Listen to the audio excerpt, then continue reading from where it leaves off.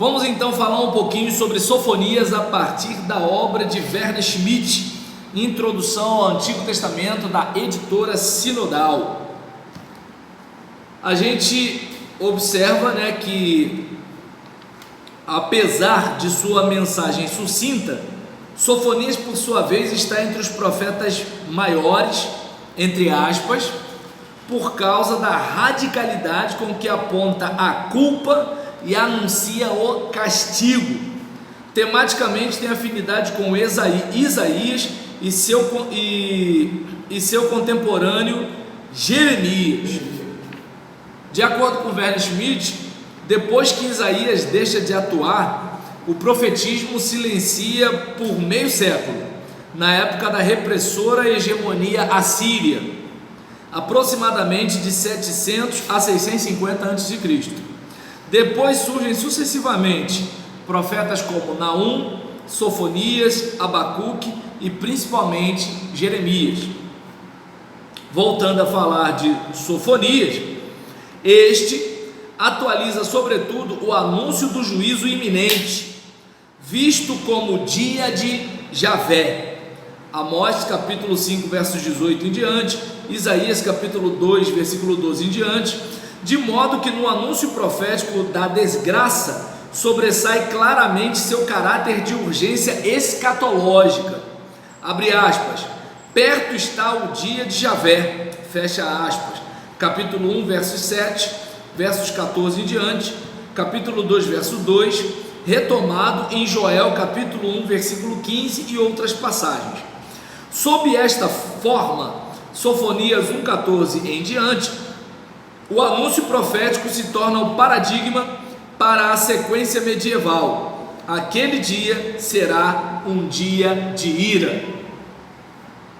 Tal qual o jovem Jeremias, no capítulo 2, também Sofonias, capítulo 1, verso 4 em diante, denuncia a idolatria, especialmente o culto a Baal e aos astros que se alastrou na época da dominação assíria, no século 7, e pouco depois foi eliminado, pelo menos temporariamente, pela reforma do rei Josias em 622 a.C.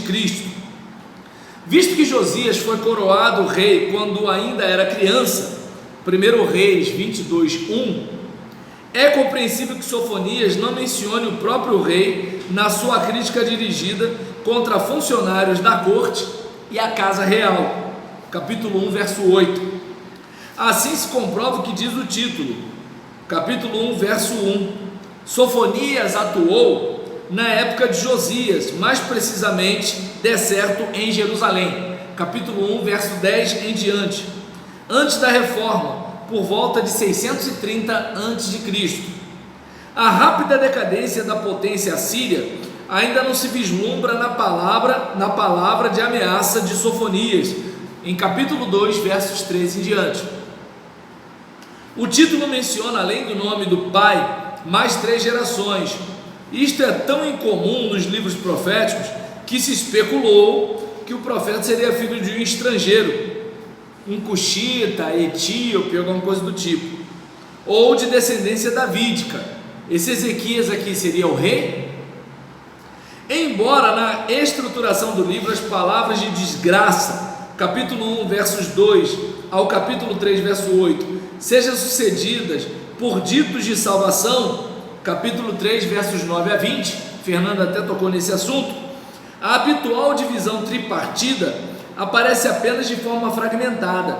Depois dos ditos ameaçadores contra os povos estrangeiros, no capítulo 2, versículos 4 a 15, novamente se retomam os anúncios de juízo contra Jerusalém, capítulo 1, versículo 2 a 18, e capítulo 3, versos de 1 a 8.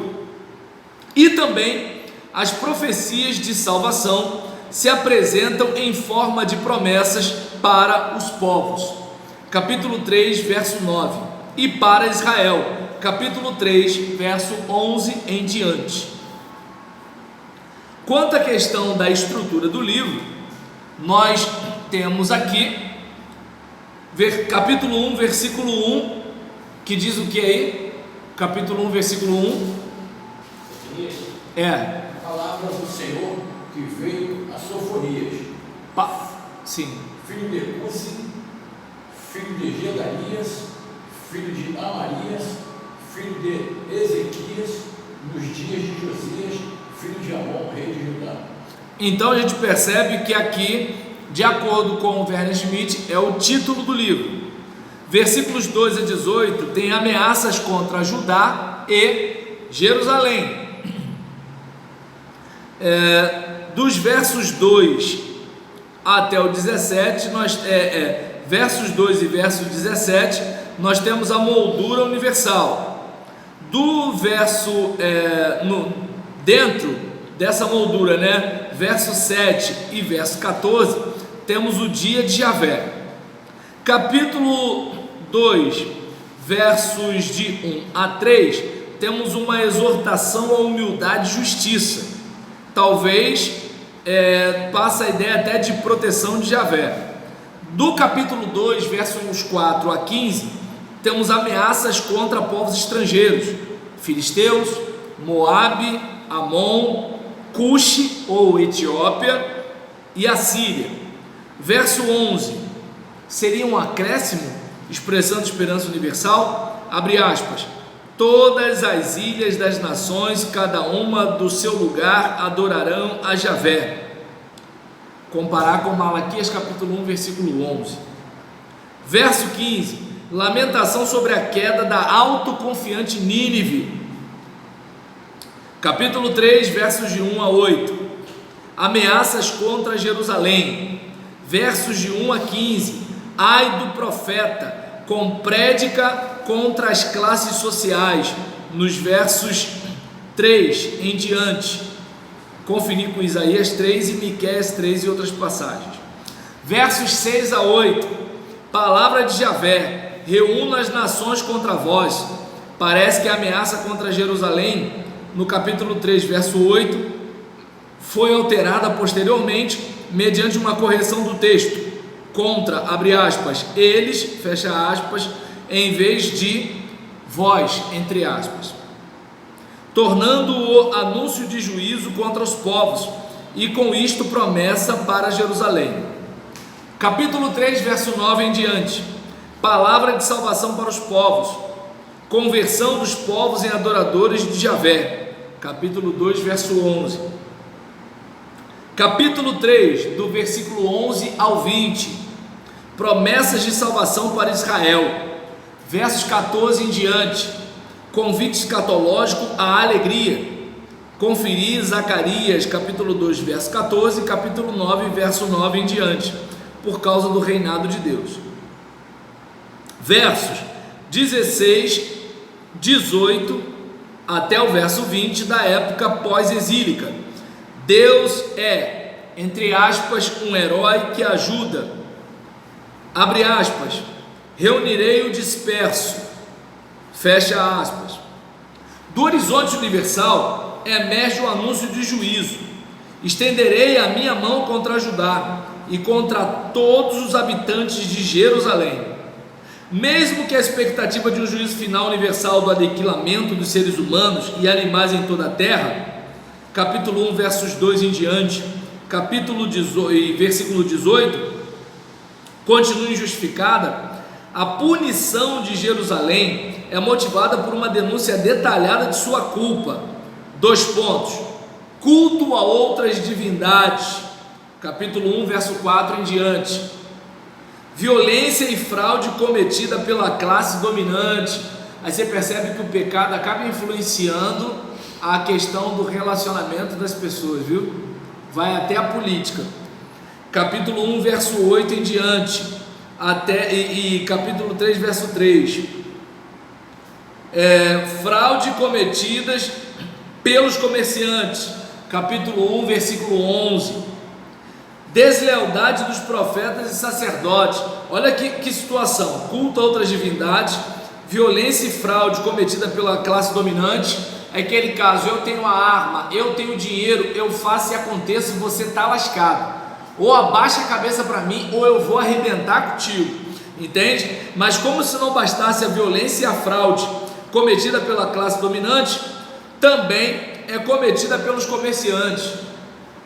Eu vendo gato por lebre. Você pensa que está comprando lebre, mas eu tô vendendo gato. Tu vai no açougue e vai lá, R$50 o quilo de contrafilé. Eu quero 1 quilo. Aí quando você chega em casa, o contrafilé está parecendo borracha. Entende? Então aí você vê que o comerciante acaba fazendo também maldade contra as pessoas, como se não bastasse deslealdade dos profetas e sacerdotes. Então é aquele caso: vamos fazer uma média com a situação, vamos pedir bênção para o político, vamos agradar o comerciante, vamos fingir que não estamos vendo a opressão do mais fraco, vamos ignorar, que tem, por exemplo, um camarada esquizofrênico dentro de uma caçamba, de uma viatura policial que deveria proteger a gente. Vamos fingir que isso não está acontecendo, que o cara está lá dentro com aquele gás sufocando ele, entende? Então, assim, a gente observa que até os profetas e sacerdotes foram desleais. Capítulo 3, versículo 4. Excessiva autossegurança e falta de confiança no poder de Deus. Meio que assim, eu dou o meu jeito. Como eu dou o meu jeito, eu estou garantido. Não, esse negócio de pedir as coisas a Deus, vai que, vai que de repente Deus não consegue, Então deixa eu cuidar aqui da minha situação, pera. E nesse caso aqui, a gente verifica, que citação do tipo: Javé não faz o bem nem o mal. Deus deve estar lá na poltrona, deve estar de boa assistindo a situação aqui, e quem sabe é nós, entende? Aí nesse caso aqui, capítulo 1, versículo 12, conferir com Isaías capítulo 5, versículo 19 e Malaquias capítulo 3, verso 14, para a gente observar aqui a crítica exemplar às categorias sociais e aos grupos está incorporada no anúncio de juízo sobre a totalidade do povo, capítulo 1, verso 4, de modo que Sofonias pode retomar o ai sobre a cidade violenta, que desrespeita a Deus, como Jerusalém. Isaías 29:1, Ezequiel 22. Mesmo assim, ele conclama face ao dia do juízo iminente. 2 pontos. Abre aspas: buscai a justiça, buscai a humildade, talvez sejais protegidos no dia da ira de Javé. Fecha aspas. Capítulo 2, versículo 3. Conferir com Amós 5,14 e com Isaías 2,10. Nesta palavra, Sofonias oferece a preservação diante do juízo, embora condicionalmente só vale para aqueles que se humilham diante de Deus, e ao mesmo tempo mantém a liberdade de Deus. Abre aspas, talvez, fecha aspas, haja perdão. Até onde então vai a confiança do profeta na reta conduta dos seus ouvintes? Em última análise, espera que o próprio Deus mude o ser humano. Abre aspas, eu transformo, fecha aspas, capítulo 3, versículo 9. Abre aspas, deixarei no meio de ti um povo modesto e humilde, e procurará refúgio no nome de Javé, o resto de Israel. Eles não praticarão mais a iniquidade, não dirão mentiras, capítulo 3, versículo 12 em diante. Esta esperança, que parece retomar a expectativa de Isaías da vitória de Deus sobre a arrogância humana, é superada ainda, senão na pregação profética, pelo menos dentro da versão atual do livro de Sofonias, pela esperança na conversão de todos os povos a Javé, capítulo 3, versículo 9 em diante, e também capítulo 2, versículo 11. Então, antes da gente fechar, é importante observar aqui a questão de que o profeta, ele denuncia não apenas o aspecto religioso, mas também o aspecto político e também o aspecto financeiro. E às vezes a pessoa ela tem aquela ideia, de que o profeta só vai ficar naquele negócio de glória, glória, só vitória. E não é bem assim, E qual é a motivação do profeta? Que a pessoa, ao ouvir a palavra profética, ela se arrependa, ela se quebrante e ela decida mudar. porque todos nós temos um lado sombrio que precisa ser iluminado pela luz do Senhor. Todos nós temos algo ainda a vencer, todos nós temos algo ainda a tratar. Eu acho que esse é um dos maiores problemas da maioria das pessoas que servem a Deus. Elas são muito boas numa área e elas são ruins em outra, e elas têm mania de julgar os outros naquilo que elas são boas e naquilo que os outros estão capengando, quando a questão é a seguinte: olha, se o teu problema é inveja, ou o seu problema é adultério, se o seu problema é a avareza, ou o seu problema seja furto, tanto faz, tudo ofende a santidade de Deus, tudo entristece o coração de Deus. Então que nós venhamos nos converter ao Senhor, né, das nossas maldades, para a gente mudar e dar graças a Deus a cada vitória e evitar apontar o dedo para os outros, beleza?